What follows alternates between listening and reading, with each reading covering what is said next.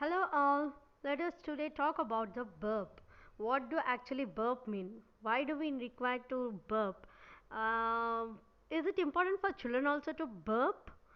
If it is important, how it can be done? And what are the best ways?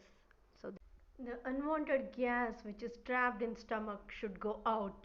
Burping the baby after every feed in the first 6 months is important.